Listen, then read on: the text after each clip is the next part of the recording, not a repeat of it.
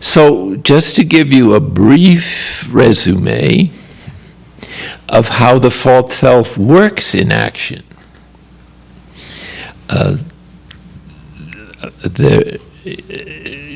Notice we come into the world with this infinite or boundless desire for happiness. And we have these instinctual needs that hopefully our environment will provide in some degree. But since we identify the gratification of these instincts as happiness, we begin to pour the developing human energy and the development of the brain into bigger and better projects to find satisfaction in those areas.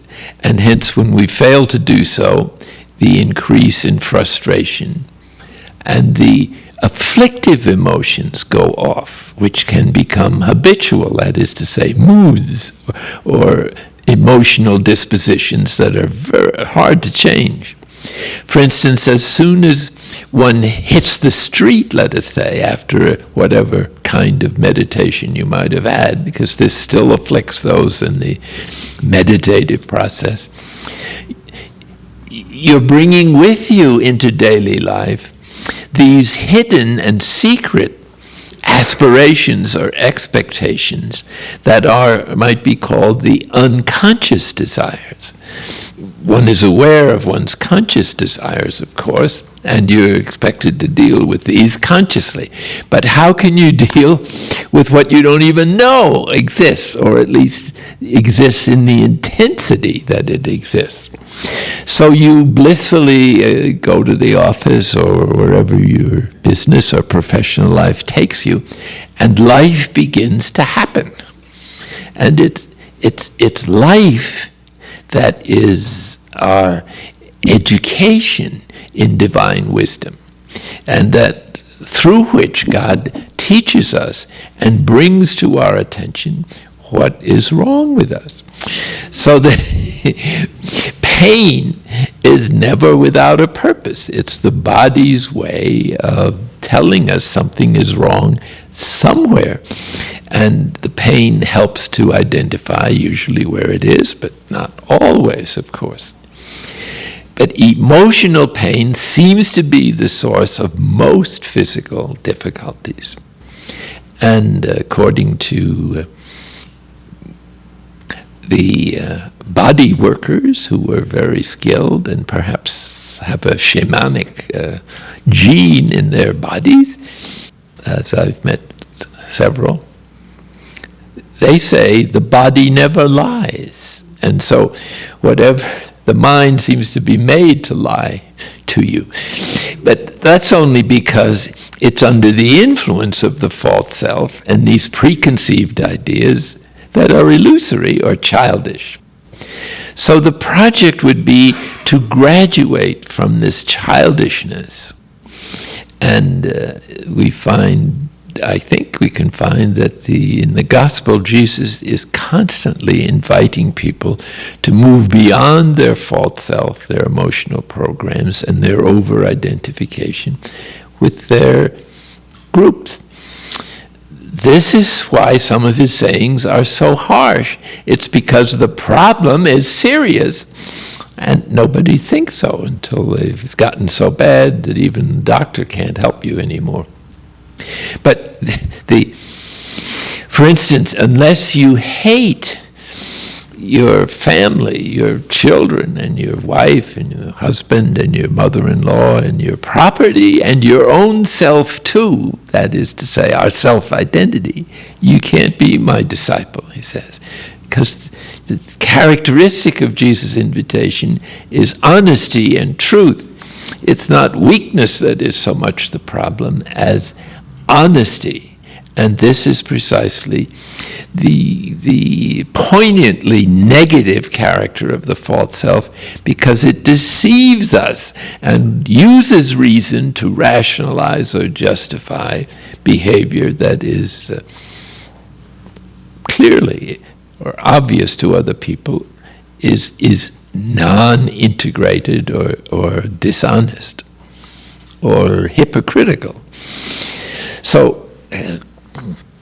So anyway, this good soul has started out the daily life with a happy spirit and a certain peace that has lingered from their meditation, hopefully, in the morning.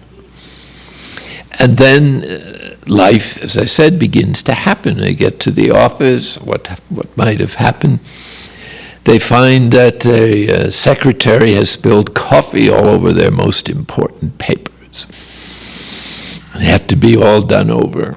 And fine, this peaceful attitude from early morning enables us to sort of go with the flow, and one happily and perhaps with a certain satisfaction, I'll let it go. A little later, she comes in and says, my boyfriend has invited me for the weekend. I have to leave early. I'm sure you can take care of a few calls that are still supposed to come in. See you Monday. Off she goes.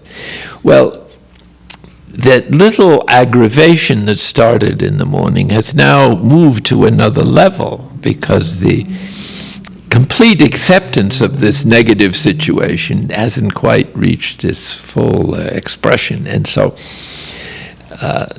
the nature of the emotions is that they grow in intensity when we reflect on them.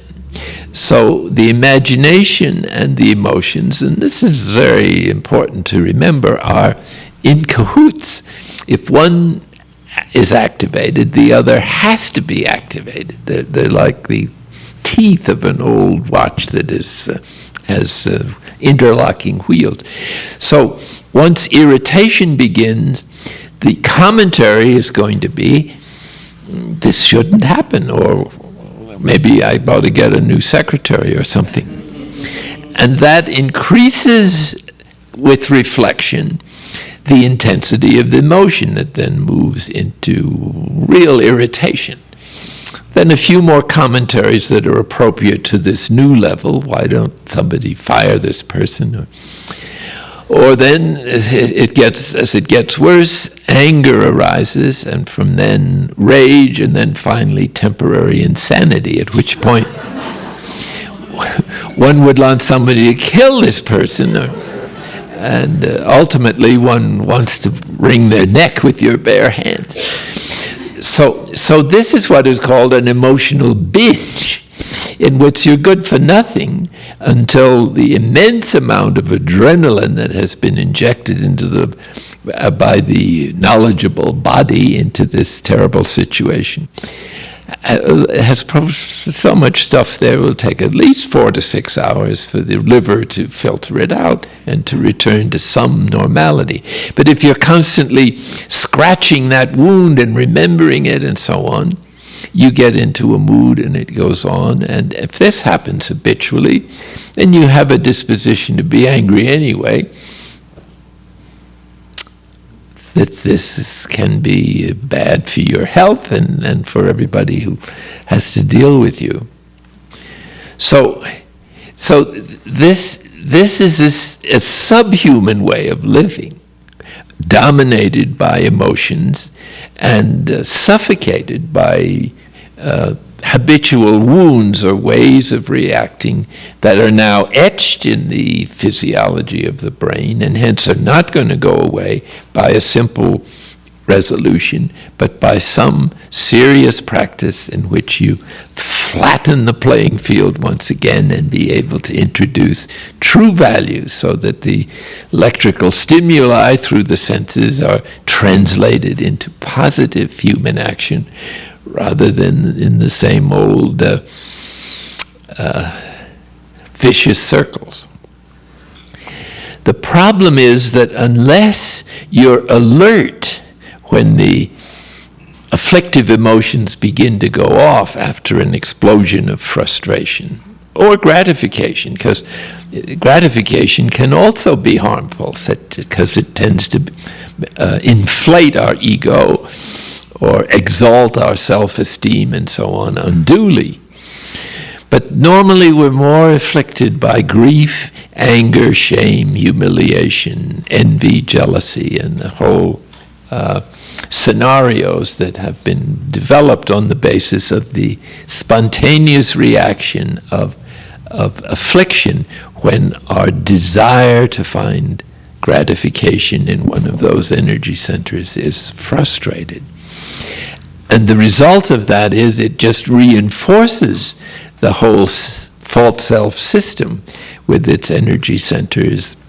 And but so that then this false self becomes our identity, or we become who we think we are, and what people expect us to be and what they want us to be. And so there's no real you there, because it's been torn down and turned into a dump of varying degrees of distress.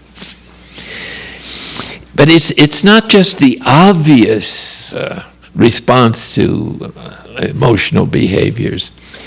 It's the subtle attachment to our own judgments that takes a long time in the spiritual journey, and a gradual revelation of through God's insights into the depth or level or intensity of our attachments to ourselves, or the extension of them into other kinds of possessive structures.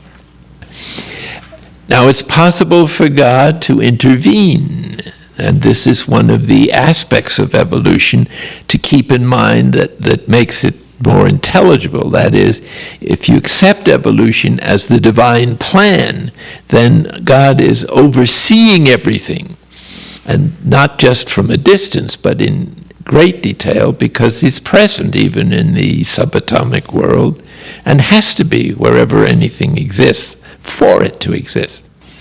So it's at some point then the divine presence is it makes an intrusion into our life, and one has a mystical experience without having prepared for it in any way, especially.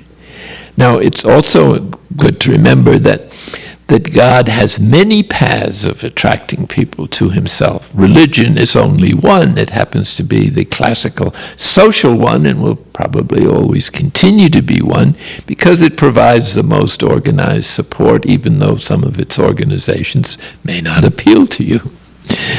So, let's just look for a minute at the 3 or 4 aspects of evolution that seem to me, at least, to make it more intelligible and acceptable. One is divine providence. Another is human freedom. That is to say, if God creates or allows evolution to produce a rational creature who has intelligence, at least a certain amount, and free will, then he has to respect that nature, just as every other creature pursues its own nature, and they interact. And it's, on a whole, the universe seems to do pretty well on its own, with its incredible diversity, which is always getting more complex. So we don't know what the end of that journey might be. But in any case, here we are beginning a new phase of evolution, possibly, as Teilhard thought, biological evolution has completed its contribution. The world is full of people. Life has reached a certain peak in human beings as far as its possibility goes. The next stage is spiritual evolution, moving the human organism into more and more profound capacities for relationship with spiritual reality or higher states of consciousness, or however one articulates that general area of further growth. So we have no idea of what the brain may be capable of in another 1,000 years. And it's advancing at the moment at an enormous rate. For instance, there might be one breakthrough of significance of a scientific character in 100 years at the time of Christ. Now there's one happening every week or several times a week in a diverse number of sciences that never even existed 100 or even 50 years ago. Or think of the development in astronomy as a result of the Hubble telescope and discovery of the hum from the Big Bang that still goes on, and you can listen to the background music. In any case,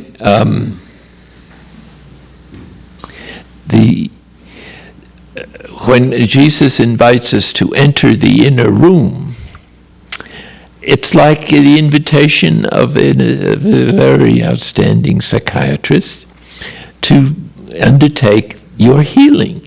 Now, of course, if you don't feel sick, you better try some other doctor. But if you are beginning to experience, as the folks in the 12-step programs have magnificently discovered, your life is, some areas, is unmanageable. So it's not a full life, it's not the life, it's not the fully human life. And so the invitation is to be healed. And so this is basic idea of redemption, is the total healing of body, soul, and spirit. Not just of one disease or the relieving of one symptom. It's transformation, or as the Greek fathers called it, deification, a very adventurous word, which means the process of becoming divine, meaning to absorb the divine attitudes of love, of perfect love especially. So, what goes on in the inner room, especially if you look at it over a period of practice, not just one time, but say several years? And this is what this diagram that I have here is about. It's trying to make some specific observations, let us say, about the psychological experience of centering prayer. You see at the very top it says the psychology of centering prayer. Perhaps it would be more exact to say the psychological experience of centering prayer, because this is not a scientific talk or explanation, but the general experience of what people acknowledge it happens when they do this over a period of time. What happens? What's it like? What does it feel like? So what goes on in the inner room is two things. Number one is the affirmation of our basic goodness.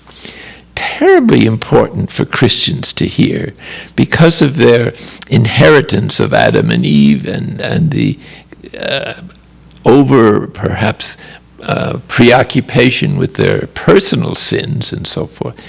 They have a view of the redemption that is heavily marked or laden with guilt feelings of what we contributed to the passion and death of the innocent one, of the Savior who our sins reject. At least that's the general way that the Christian faith has been presented over the last few centuries, and it perhaps exists in all the denominations in a significant degree still. And perhaps this is why a lot of people are giving up religion today, because they can't identify with that kind of view of the ultimate reality. But one doesn't have to accept that as the only, it's only one among many explanations, and it's obviously culturally conditioned in some degree and reflects the Greco-Roman culture in which Christianity emerged, and which it therefore logically tried to explain the mysteries of faith in those philosophical terms of the time. Those times are now past. So the evolutionary model recommends itself as a broader perspective of the divine plan, or to use Paul's expression, the revelation of the mystery that has been hidden for ages in God and which has now finally appeared. But it's still appearing. The point is, it's getting clearer. And it becomes very clear on a personal basis to those who are pursuing the transformative process, who are, you might say, no thanks to them, beyond their consent, but God has inspired them to be the cutting edge of humanity's movement into a future that is meant to be transforming for the whole race. That at least is the vision of Teilhard and other great mystics and theologians of recent times. So the affirmation of our basic goodness is the activation of the ontological unconscious. In other words, by that I mean there's a whole group of divine empowerment that is specific or has been broken down into particular acts and possibilities and dispositions called the supernatural organism, and it's rooted in grace, just as the various faculties of the body are rooted in the soul, at least as conceived in the Christian anthropology. So here we are with an enormous capacity, the divine DNA that we have received as a sheer gift, either by being born or through baptism or the desire of baptism, if you come out of a Christian tradition. But Karl Rahner, one of the great theologians behind the Second Vatican Council in the middle of the last century, teaching was that grace or nature itself is graced. So that means you come into the world with this capacity for transformation and for higher states of consciousness or for contemplation without experiencing the gift, because one is too young and one's human powers have not developed enough to perceive it or receive it or reflect on it or respond to it.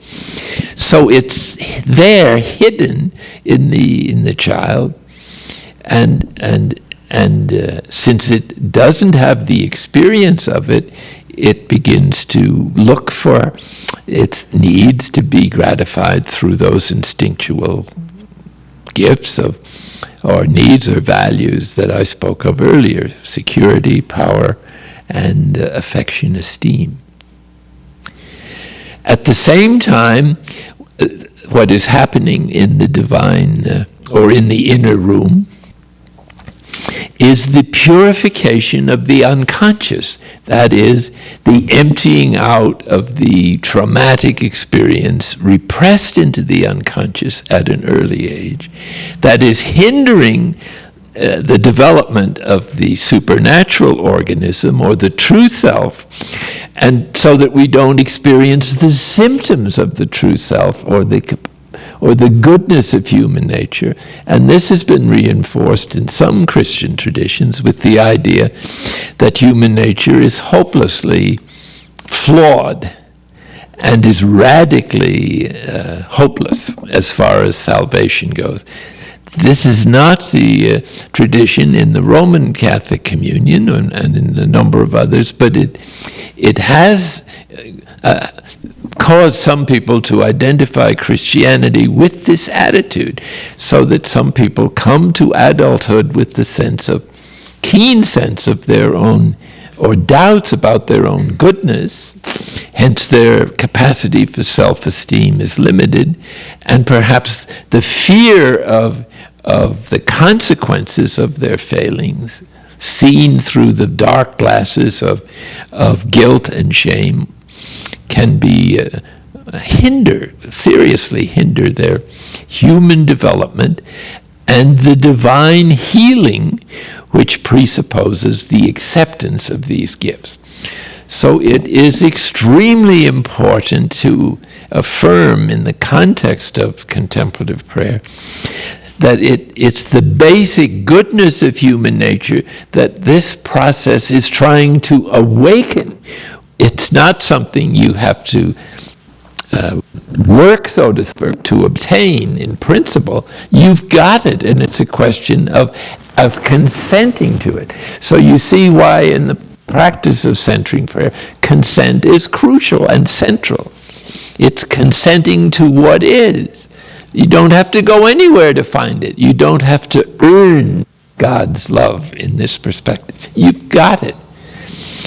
But because of the development of the false self, you don't experience it, you don't feel it, you don't believe in it, you can't imagine it, or you have a concrete existential sense of one's own feebleness and unreliability reinforced by negative attitudes towards others, towards us, or of others towards us. So we need to grow out and away and free of the social belief systems that we absorbed unquestioningly as part of a culture or a family situation or even a religious situation in our early life. Because with those attitudes, we don't know who God is. We don't have the right attitude to God. And so we have neurotic attitudes towards God or a codependency relationship towards God.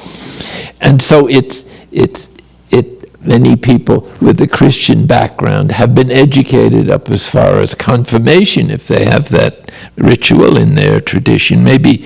But after a certain amount of catechism, that's it. So they bring a 12-year-old's understanding of their religion into their pursuit of PhDs and so on. Now, an atheist has a lot to contribute to the interreligious dialogue, because the atheist doesn't buy into any of those gods, and so they're making a positive contribution. And in the dark night of the soul that we'll speak of briefly here in a moment, one's idea of God is shattered so that one feels one is losing one's faith or belief in God. One isn't losing that at all. One is only losing an idea of God that was false in the first place. There is no such God. And so the contemplative prayer frees us and liberates us to relate to God as God is, which is beyond concepts. And so one of the great advantages for those who have been afflicted by an over-rigid or negative religious instruction is that you don't think during the time of prayer. So that gives God a chance to introduce God's self as he is, and not as you thought he was or were taught to think that he was. So one's idea of God then continues to change every time you move to a new level of faith or consciousness, and becomes more and more pure and direct and existential, and hence unlike some of the religious attitudes that one was originally taught, which were designed for a child or for someone with a very primitive start in religion.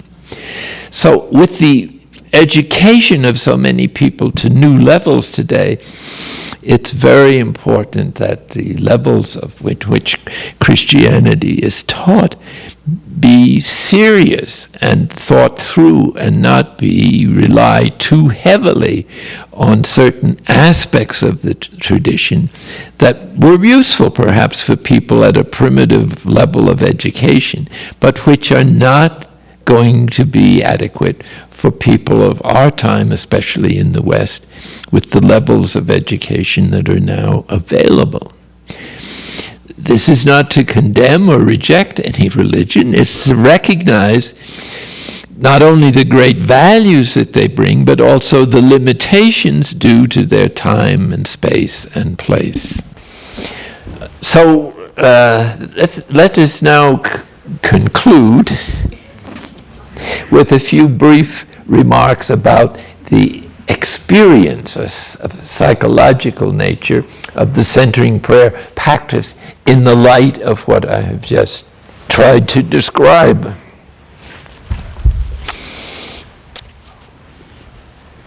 So this diagram is about 7 moments of centering prayer. And the reason they became 7 is because life goes on. My thought is evolving like everybody else's. So if you don't mind, let's change that to 7. And remember, I changed this to psychological experience. Shorten it for short. So suppose you're doing centering prayer as a practice and you've done it for 2 or 3 years. What is this going to feel like in your relationship to God and yourself, to other people, and to the cosmos? It's not going to remain the same. If it remains the same, you might better find another practice. So suppose now this is a diagram of doing centering prayer over a period of months or years, but it also could occur in the same period. So let us say we start here introducing the sacred symbol, the sacred word, or the sacred glance, or sacred breath, all of which are also possibilities of expressing as a gesture the intent to consent to God's presence and action. So this is about consenting to God's action in a special way. So the first action that we notice as we deal with fewer and fewer thoughts floating down the stream of consciousness, it might be recognized as the second moment, or the first moment after we start, which is the experience of a certain peace or rest or calmness, or the quieting down of certain emotional states we might have suffered from. So it can be a sense of God's presence, or it simply can be a sense that we're not interested in other thoughts, and that we are able to sustain the general loving attentiveness towards the divine presence. Well, as a result of that rest, even though it's not free of thoughts or some maybe passing emotions that are attractive or repulsive, as the case may be, it's not sheer emptiness, and it's not a state of pure consciousness, which hopefully may begin to emerge after more time. But the rest is still greater than that you find in sleep. And the result is that it begins to work on the unconscious and loosens up the weeds, you might say, or the soil around the emotional weeds of a lifetime that ordinary sleep has never been able to touch, or that a certain amount of therapy or exposure to self-help groups hasn't quite done. There's great value in any method of working on oneself. But the trouble with self-help groups is that they bring to one's attention how bad off we are, more or less, without being able to provide a remedy. That's what we need. And so your last state may be worse than the first, in the sense that you find out you have more problems than you realize, but you don't know how to do it. Now you don't know what to do about them. Well, this process is based on the divine therapy, that the whole purpose of becoming aware of the dark side of one's personality, or the underbelly of one's spiritual journey, is to have it healed, and that there's somebody there who's going to do this. And whether you conceive of it as energy or health or kundalini or something else, in the Christian perspective, of course, this is the personal love of the divine person who identified, make it personal, with my loneliness, fragility, separate self-sense, fear of death, or all the other things that are characteristic of the false self, separate from this process of the divine therapy. So what happens then is, as the rest is, something might be added in here, which could be the third moment, and that would be when one begins to feel a little uneasiness. As I won't say like you're about to have a baby, that might be a little too strong, and I don't have that experience. But you're about to find out something important, you don't know quite what it is.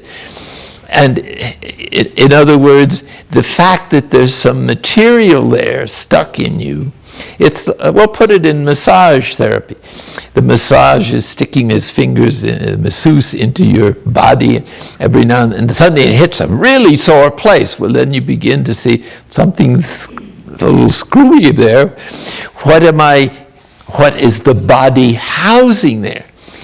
Fascinating thing about the trauma or repressed material is that it goes into the unconscious just as it is, just as you experienced at 1, 2, 3, or 4.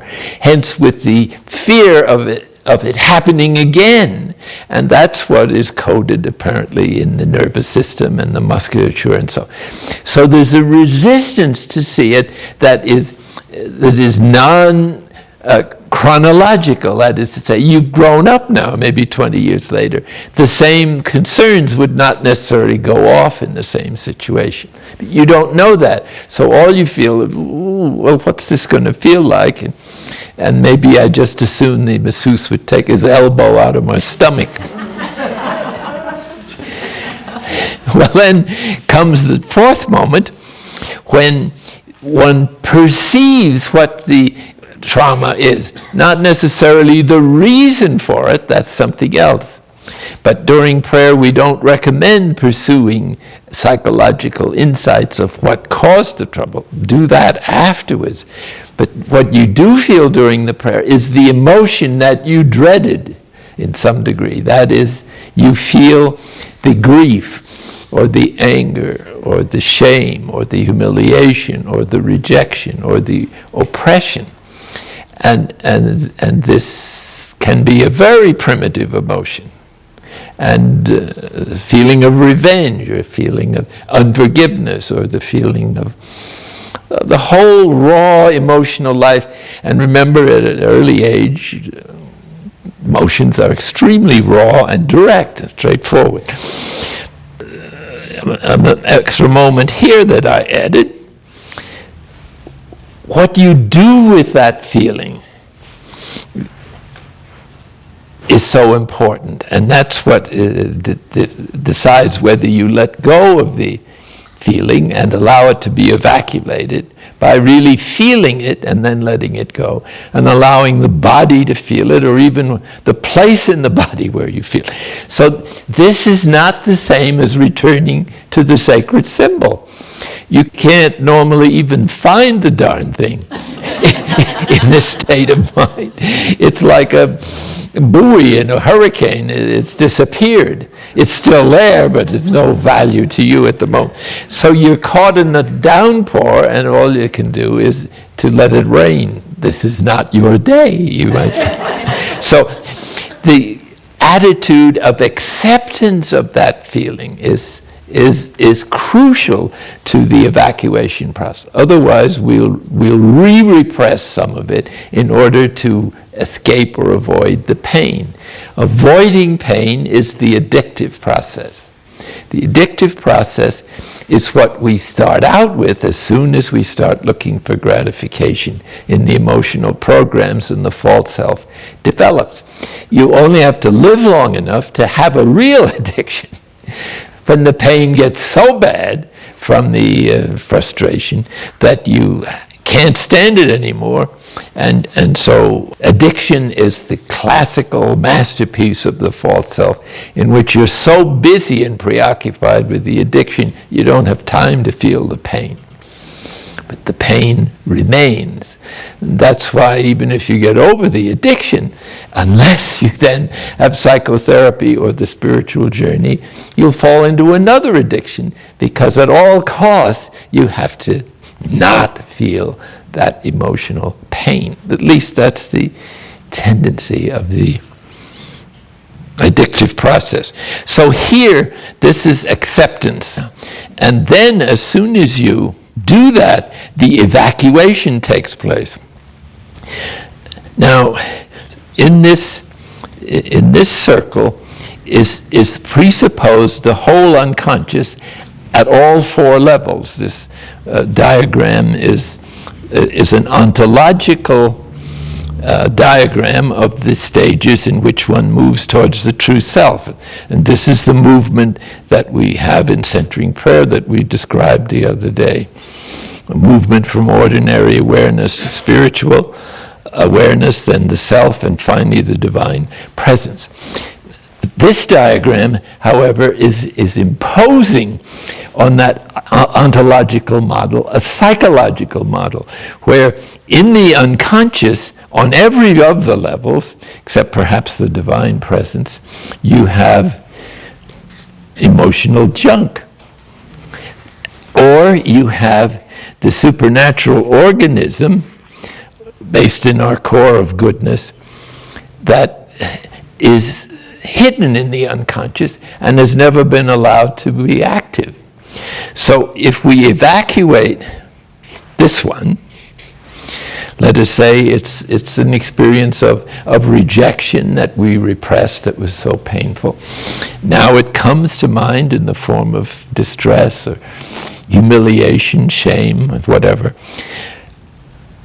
We feel it once again. Now this is apparently all that many emotions require. You have to feel them.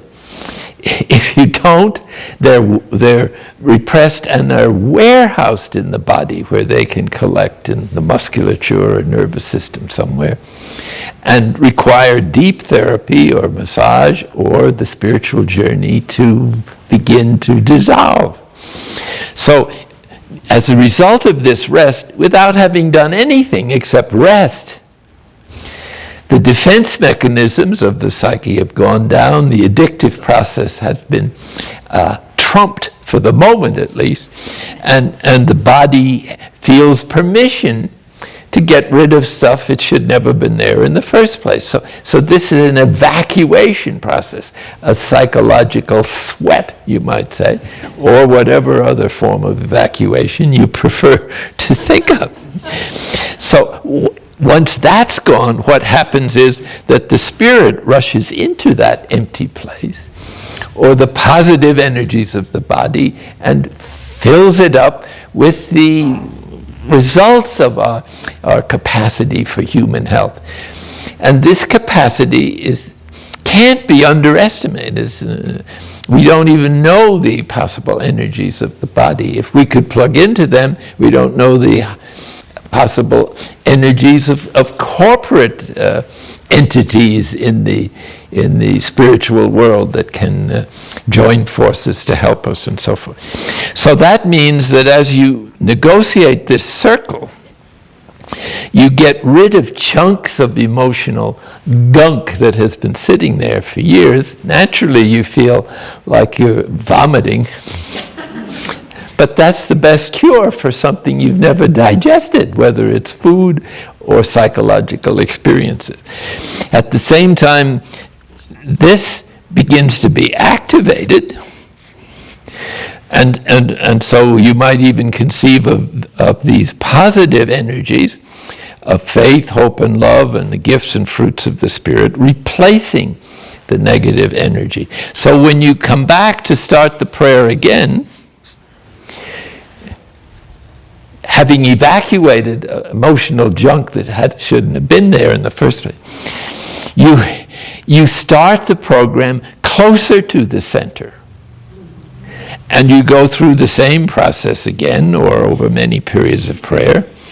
And so this whole unconscious area is renewed and healed and recovered it in its positive elements and evacuates the junk of a lifetime. And so one begins to move closer and closer to the center. So the true self begins to manifest its symptoms.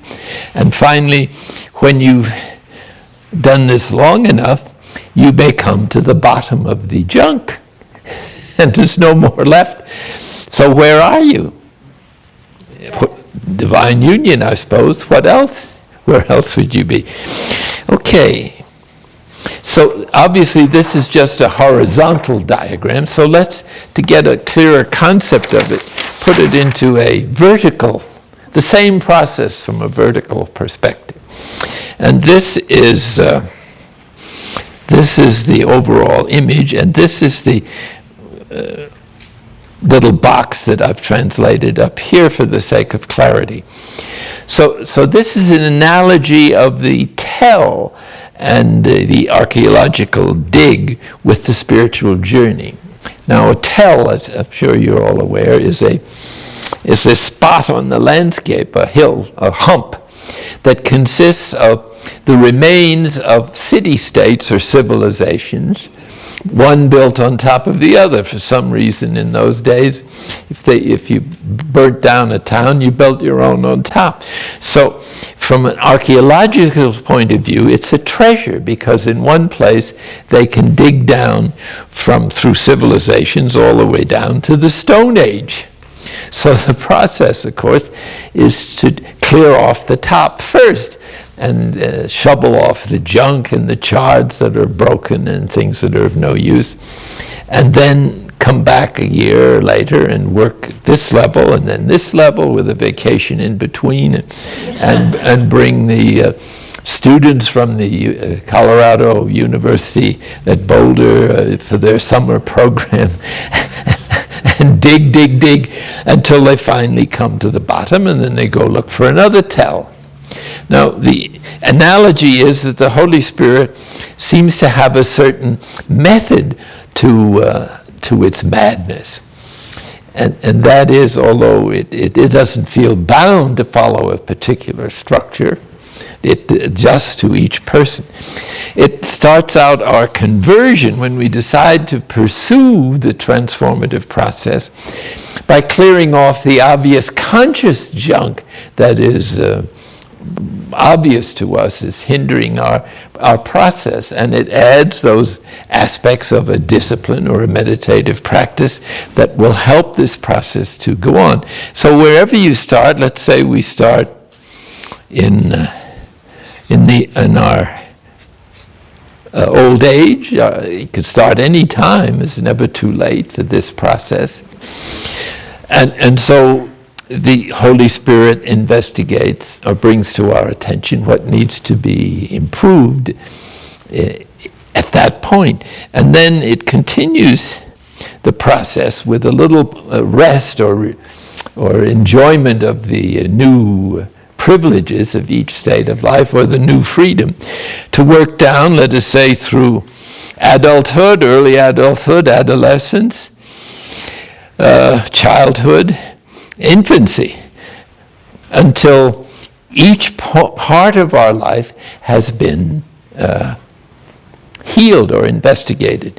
And each time the group of archaeologists will throw out the junk and send the good stuff, the beautiful artworks and the mosaics, to the British Museum or some other place similar, so that all that is good, even though it was mixed up with a lot of junk at each level of our historical life, is recovered.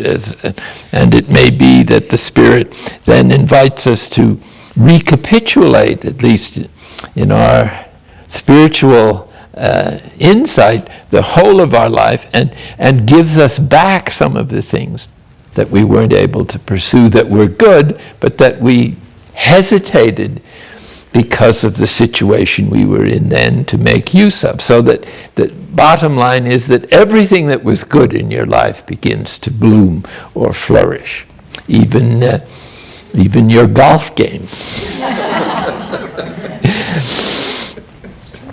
But the interesting point that I'd like to leave with you is that the closer you come to the original source of the trauma, which is infancy, or perhaps even experiences in the womb, the worse you think you're becoming.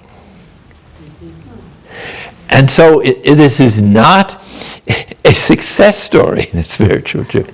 This is not a climb, so to speak, but rather a gradual acceptance and comfort with reality just as it is, and our personal history just as it was, and our present limitations just as they are, with the freedom to make use of things now without being bound or dominated by them. So over-identification with our feelings or our thoughts are not taken away completely, but so diminished that they no longer dominate us, and we don't find ourselves in mood. And when you're angry, as you reach the deeper levels of purification, you can be more angry than you ever were in your false self state. But it goes away of itself in a half a minute or something. In other words, it doesn't dominate it. And this is one of the signs of considerable progress in the sense of getting free of the false self and the emotional energy that we put into it. Well, one final diagram, which is to put together the vertical and the horizontal information that we offered in the last two diagrams. So here, the level of first conversion, it says here, would be this middle program. And this is a spiral, which is a favorite image in our time of other things too. But this is the downward movement that we saw expressed in the analogy of the tell, where step by step we experience an alternation in which we experience the purification of the unconscious. Sometimes I've suggested the term the unloading of the unconscious, because it's like getting rid of a load of junk that doesn't belong there. And then after that, there's a period of transition from one level to another, with a plateau in between of rest and refreshment, in which one has time to integrate the new insight, whether psychological or spiritual, into the whole of life, our relationship with God, ourselves, other people. And this takes some time, and you can't rush this thing. God has an incredible patience and seems to wait for the right moment, sometimes a long time, in which you're most likely to consent to the insight that is to be communicated. Usually it's freedom from some compulsion or addictive attitude or process that has burdened you from the beginning. So this is not punishment. This is an enormous gift or reward. It's the gift of ultimate health that deals with the very sources of illness and takes them away over time. But notice, at the same time that you experience and accept one of those experiences of primitive emotions or weakness or powerlessness, and it's evacuated, immediately this upper spiral is activated, and one begins to have what might be called a moment of inner resurrection. In other words, the false self has been humiliated, the true self is exalted in the same process. Not necessarily right away, because sometimes it takes some weeks or months or a few years to complete a certain purification process. But in the other direction, the experience of resurrection is certain if one's accept this, of what happens. And so this begins to express then, this upper movement, the the ontological unconscious begins to become conscious, and the supernatural organism begins to function. And so faith, hope, and love, what are theologically called the theological virtues, begin to grow and to be purified of the human motives involved in them. And as this occurs, the fruits and gifts of the Spirit emerge, which are spontaneous ways of living that involve our consent, but nonetheless are inspired by the Spirit within us, who is replacing now the false self as our centers of motivation. So as we descend this level goes up. So they're both happening at once, and this diagram doesn't quite express that. If you could imagine a spiral situation like this, or like a calyx, something like the two strands of the DNA or something, or the Kundalini energy, Shiva and Shakti. Well, one is going down and one is going up at the same time. That would be the advantage if I could draw such a picture. But someone made a model of that, and it's very effective, as you can see light going down, and you can see the going up at the same time. So down is up and up is down, and so you can't humble yourself without being exalted, and you can't exalt yourself without being humbled. And so this becomes a circle in which you arrive at the same place, whichever spiral you're emphasizing, and you find purity of heart, the emptying out of the unconscious junk of a lifetime, and the transforming union, which is the full development of grace and the supernatural organism, and the results of which move us towards the experience of oneness in various degrees, and the contents of that state of consciousness we can postpone until the next conference.